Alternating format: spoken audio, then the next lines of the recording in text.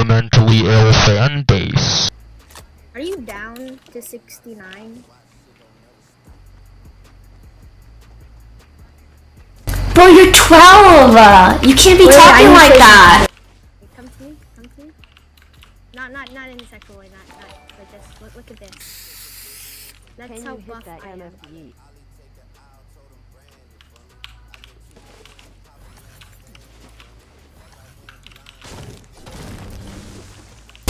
He's slurping!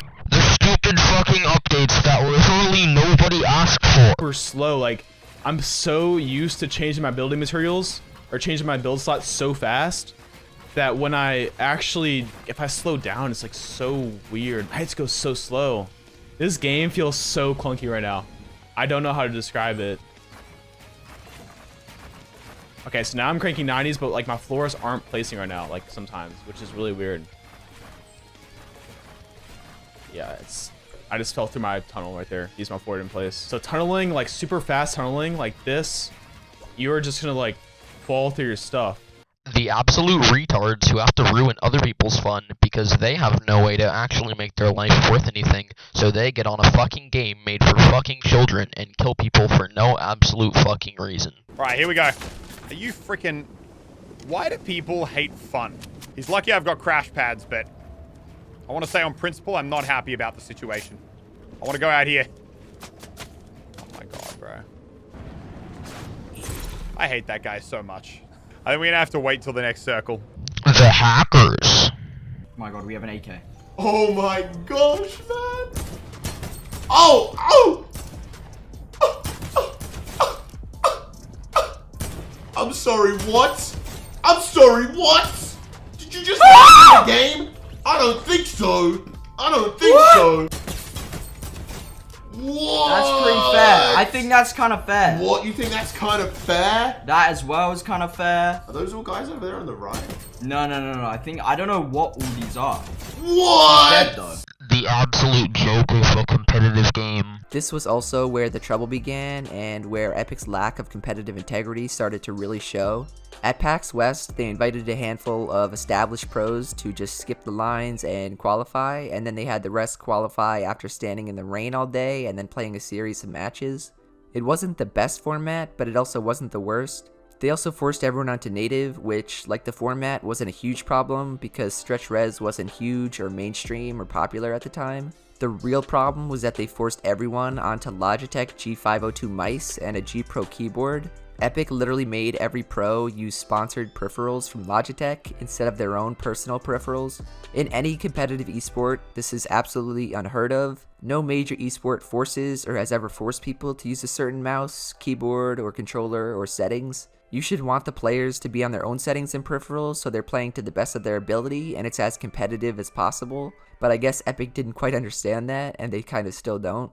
Fall Skirmish at TwitchCon came after that, and Epic again forced everyone to use sponsored Logitech mice and keyboards and made everyone use native resolution. By this time though, most pros were using stretch resolution, so this was a huge deal. It somehow got even worse though. 2 days before TwitchCon, Epic added zombies and glider redeployed to the game. The zombies were actually going to be a part of the competition, I kid you not, and pros practiced on them for a few days, but luckily they were taken out for the LAN event. What stayed in the game for TwitchCon was glider redeploy, which dramatically changed everyone's playstyles. People could build up on high ground with one floor and take no fall damage because they would just glide down, or people would just get low and then glide away and waste all their mats build fighting with no fear in the world because they would take no fall damage from gliding.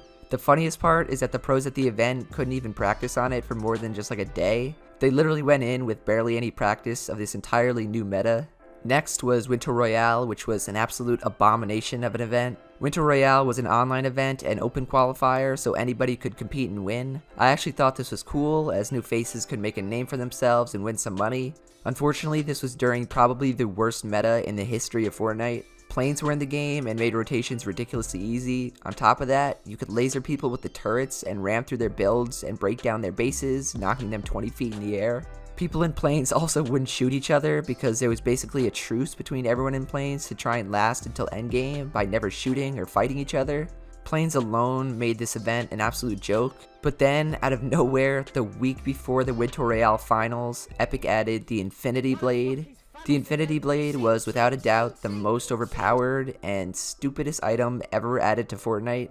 You could hit people with it for 100 damage, you could jump 15 feet in the air or leap forward and take no fall damage, you got an extra 200 health, and a shield that regened over time, and a speed boost. They actually thought that this was a good idea to add to their quote-unquote competitive tournament, but this really just solidified what everyone was thinking deep down, that competitive Fortnite was nothing more than a marketing scheme by Epic to promote new items and crap that they added to their game. A few weeks later, WSOE hosted a Fortnite tournament, which was the first big third-party tournament not hosted by Epic. But of course, Epic had to make it as uncompetitive and as stupid and laughable as possible, so they added the boombox to the game. The patch was originally supposed to come out the day after the WSOE tournament, but Epic literally moved it up a day and released it early to make sure it was used in the tournament.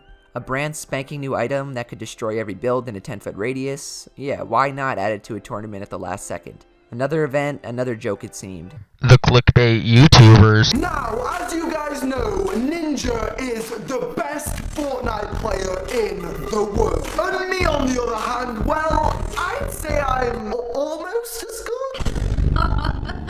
Morgan, I think you might actually be the worst. No! Now in this video, I'm gonna be transforming into Ninja. I'm gonna be getting trained by a pro Fortnite player. And by the end of this video, I will be as good, if not better, than Ninja. I'd like to give a big shout out to the delete Fortnite button. It has really helped me get through these troubling times of the coronavirus. And I think it can help you too, so if you haven't already, please go into your Epic Games launcher, click delete Fortnite, and be free for the rest of your lives. Thank you very much.